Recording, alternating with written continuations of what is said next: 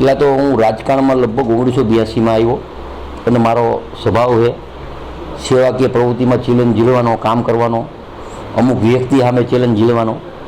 છેલ્લા 3-4 દિવસ જે મોરબીની પોઝિશન છે એમાં વરસાદના હિસાબે નુકસાની હતી, એમાં હું સોમ મંગળ ગાંધીનગર હતો. ત્યારે અહીંયા જે જરૂરિયાત હતી મોરબીની પ્રજા પાસે હું પહેલાં ક્ષમા માગું છું કે જે ખાડા છે, પાણી છે, ગટર ઉપર એના કામ તાત્કાલિક ચાલુ કરી દીધું. પણ અહીંયા જોતો હતો હું ગાંધીનગરમાં અહીંયા વિડીયોમાં કે જે આમ આદમી પાર્ટીના કાર્યકર્તા ગમે ત્યાં મોરબીની પ્રજાને ઉશ્કેરવાનું, અહીંયાની ગુજરાતમાં ઉશ્કેરવાનો ધંધો કરે. એક વિસાવદરની સીટ આવી, એમાં તો ગોપાલભાઈ અહીંયા આવશે ને ગોપાલભાઈ આમ છે ને ગોપાલભાઈ વારી થશે. એટલે એનો વિડીયો જોયા પછી મને એમ થયું કે છેલ્લા 2 વર્ષથી હું જોઉં છું ભાઈ શ્રી ગોપાલભાઈ, પહેલાં તમે બોલ્યા હીરાબા વખતે, હીરાબાનું બોલ્યા, એ તો કોઈ દી રાજકારણમાં નથી, સ્ટેટમેન્ટ નથી. નરેન્દ્ર મોદીનું બોલો, અમિતભાઈનું બોલો, તમામ નેતાનું બોલો, અને તમે એમ કહો કે કાંતિભાઈએ સ્ટેટમેન્ટ આપ્યું એટલે પેટમાં તેલ રેડાય છે. પેટમાં તેલ નથી રેડાતું. મેં સાચી વાત કરી છે.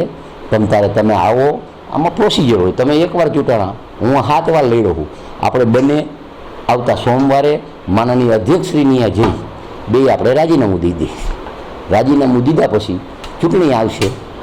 અહીંયા વિસાવદરની ચૂંટણીમાં અમારા કાર્યકર્તા લડશે ને તમારા કાર્યકર્તા લડશે. અહીંયા આપણે બેને લડવાનું.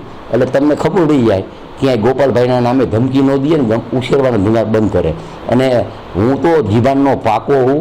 98માં પણ આ મોરબીના યાર્ડ માટે હું બોલ્યો તો કે જમીન જાય તો મારા બાપમાં ફેર હોય, એ જમીન નથી જવા દીધી. મારા ઉપર 120 BSO.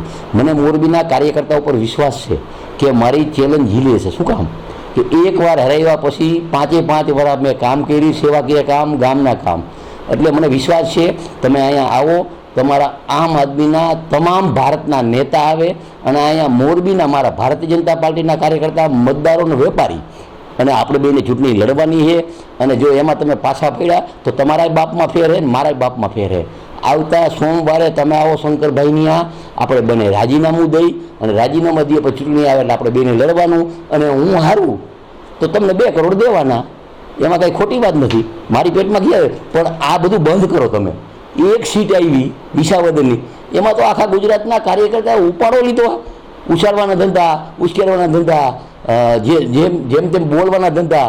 ગોપાલભાઈ આવશે તો આમ કંઈ ગોપાલભાઈ કે એવો કંઈ હાવ છે આવી જાય અહીંયા, ક્યાં હું ના પાડું. અને આવી જાઓ સોમવારે રાજીનામું દેવા, અને મારી તૈયારી છે.